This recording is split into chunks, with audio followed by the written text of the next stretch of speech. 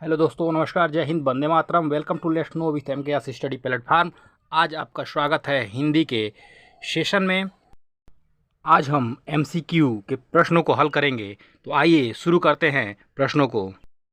प्रश्न 1 है, ब्राह्मी लिपि का प्रयोग किसने शुरू किया था? ऑप्शन ए है अंग्रेजों ने, बी मुगलों ने, सी वैदिक आर्यों ने, डी पुर्तगालियों ने।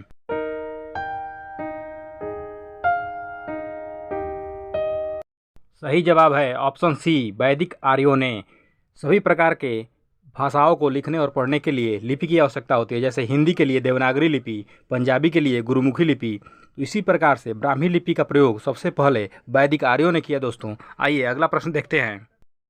अगला प्रश्न 2 है, मुख्य रूप से समास कितने प्रकार के होते हैं? Option A 6, B 7, C 8, D 9।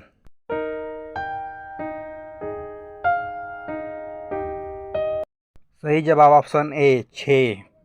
समास 6 प्रकार का मुख्य रूप से होता है। पहला द्वंद्व समास, दूसरा तत्पुरुष समास, तीसरा द्विगु समास, चौथा कर्मधारय समास, पांचवा बहुव्रीहि समास और छठा अव्ययीभाव समास। यही 6 आपके समास मुख्य रूप से होते हैं। अगला प्रश्न देखेंगे, प्रश्न 3। प्रश्न 3 है, हिंदी का पहला उपन्यास किसे माना जाता है? ऑप्शन ए परीक्षा गुरु, बी त्रिवेणी, सी नूतन ब्रह्मचारी, डी चंद्रकांता।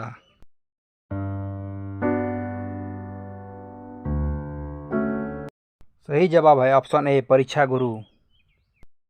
और परीक्षा गुरु को लाला श्रीनिवासन ने लिखा है।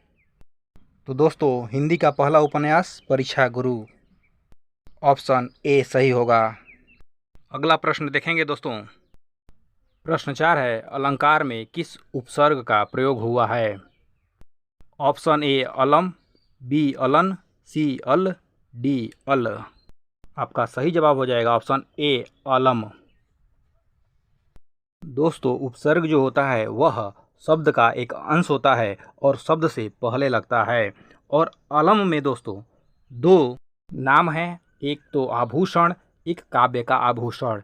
प्रश्न में आ सकता है काव्य का आभूषण किसे कहते हैं? तो दोस्तों अलंकार को काव्य का आभूषण कहते हैं। अगला प्रश्न है 5। प्रश्न 5 है, हरिहर में कौन सा समास है? ऑप्शन ए कर्मधारय समास, बी बहुव्रीहि समास, सी द्विगु समास, डी द्वंद्व समास।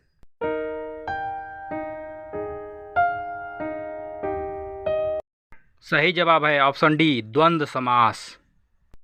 द्वंद्व समास में दोस्तों बीच में योजक लगा रहेगा, नहीं तो और से जुड़ा रहता है शब्द में। तो यहाँ पर हरिहर में बीच में योजक छिपा है दोस्तों, इसलिए यह द्वंद्व समास होगा। आइए अगला प्रश्न देखते हैं।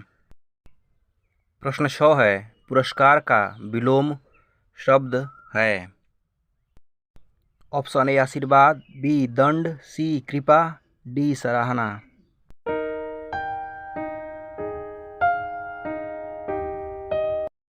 सही जवाब है ऑप्शन बी दंड। पुरस्कार का विलोम शब्द होगा दंड। अगला प्रश्न है प्रश्न नंबर 7। प्रश्न 7 है, निम्न में से कौन सा देशज शब्द है? ऑप्शन ए सुंदर, बी अंगूठा, सी फटाफट, डी साइकिल।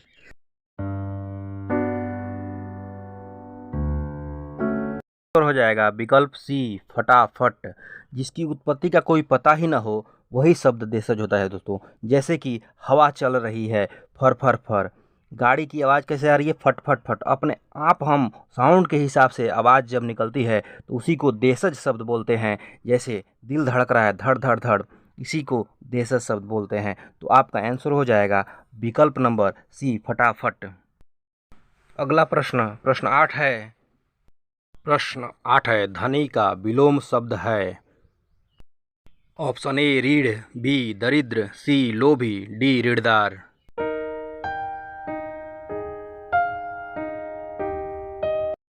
आपका सही जवाब होगा ऑप्शन बी दरिद्र। दरिद्र अकिंचन भी बोलते हैं गरीब को, तो धनी का विलोम शब्द हो जाएगा गरीब, अकिंचन, दरिद्र। ठीक है दोस्तों, आइए अगला प्रश्न देखते हैं। प्रश्न 9 है, निम्नलिखित में से किस देश में हिंदी भाषा का प्रयोग लिखने एवं बोलने में किया जाता है? Option A Australia, B Pakistan, C उत्तरी अमेरिका, डी मॉरिशस।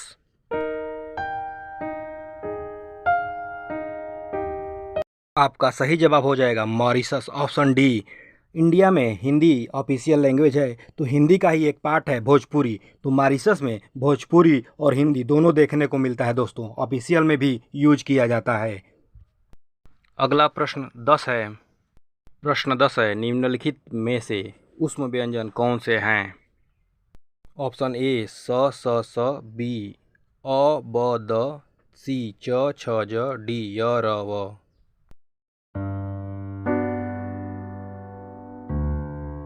विकल्प डी य र ल यह अंतस्थ व्यंजन हो जाएगा।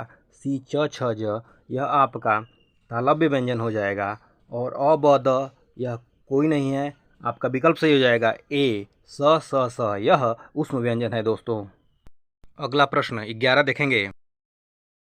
प्रश्न 11 है, दाहिना शब्द का तत्सम होगा। ऑप्शन ए दक्षिण, बी दक्षिण, सी दायां, डी दाहिना। दोस्तों यहाँ पर दाहिना का तत्सम दक्षिण हो जाएगा। दक्षिण संस्कृत से लिया गया शब्द है और दाहिना दक्षिण का तद्भव शब्द है, तो यहाँ पर विकल्प नंबर बी सही हो जाएगा, दक्षिण। दोस्तों तो ये आपको प्रश्नों की श्रृंखला कैसी लग रही है? अगर अच्छा लग रहा है तो चैनल को सब्सक्राइब करें और लाइक करें, दोस्तों में शेयर करें, जिससे कि अगले वीडियो का नोटिफिकेशन आपको मिल सके। अगला प्रश्न देखेंगे 12 नंबर। अगला प्रश्न 12 है, अंग का उच्चारण स्थान क्या है? ऑप्शन ए नासिक, बी कंठस्थ, सी कंठ तालव्य, डी मूर्धन्य।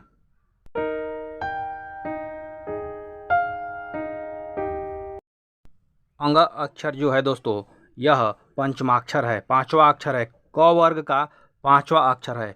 क ख ग घ अंग। यह मुख और नाक दोनों से बोला जाता है, अर्थात विकल्प सही हो जाएगा आपका ए नासिक्य। उच्चारण स्थान क्या है इसका? नासिक्य अंग का। अगला प्रश्न 13 देखेंगे दोस्तों। 13 प्रश्न है, आचार्य का पुल्लिंग शब्द क्या होगा? आचार्य शब्द पर ध्यान देंगे दोस्तों। आचार्य का पुल्लिंग शब्द क्या होगा? ऑप्शन ए आर्य, बी शिक्षक, सी गुरु, डी आचार्य।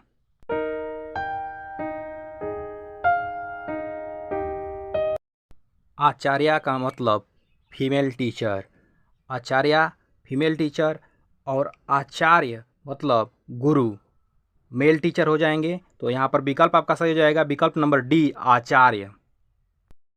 अगला प्रश्न देखेंगे। प्रश्न नंबर 14 है, राहुल मोबाइल से कहानी पढ़ता है, वाक्य में कौन सा कारक है? ऑप्शन ए करण कारक, बी संप्रदान कारक, सी आपादान कारक, डी अधिकरण कारक।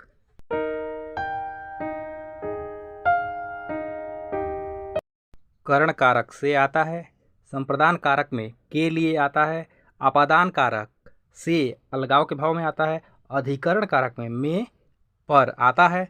तो यहाँ पर आपका ऑप्शन ए विकल्प के साथ जाएगा, करण कारक सही विकल्प होगा, करण कारक।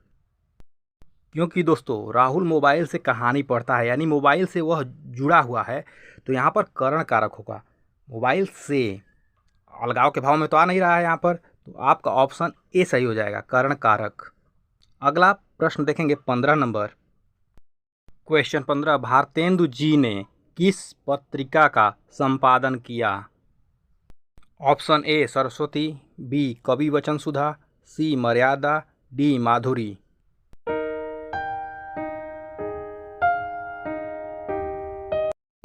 जो विकल्प डी माधुरी है यह विष्णु नारायण के द्वारा लिखी गई थी पत्रिका। विकल्प सी मर्यादा है, यह संपूर्णानंद जी के द्वारा लिखी गई थी। विकल्प बी कवि वचन सुधा जो है यह भारतेंदु जी के द्वारा लिखी गई है, तो आपका विकल्प बी सही हो जाएगा। और विकल्प ए सरस्वती है, यह महावीर प्रसाद द्विवेदी जी के द्वारा लिखी गई थी पत्रिका। तो यह सभी पत्रिकाएं हैं, तो आपका विकल्प सही हो जाएगा, कवि वचन सुधा भारतेंदु जी के द्वारा लिखी गई थी, ऑप्शन बी सही हो जाएगा। तो दोस्तों कैसा लगा यह हिंदी का महत्वपूर्ण प्रश्नों की श्रृंखला, यह सेशन हिंदी का? अगर अच्छा लगा तो आपको चैनल को सब्सक्राइब करें, लाइक करें और बेल आइकन को दबाएं, जिससे कि अगले वीडियो का नोटिफिकेशन आपको मिल सके, और अपने दोस्तों में भी शेयर करें। दोस्तों जय हिंद, वंदे मातरम दोस्तों।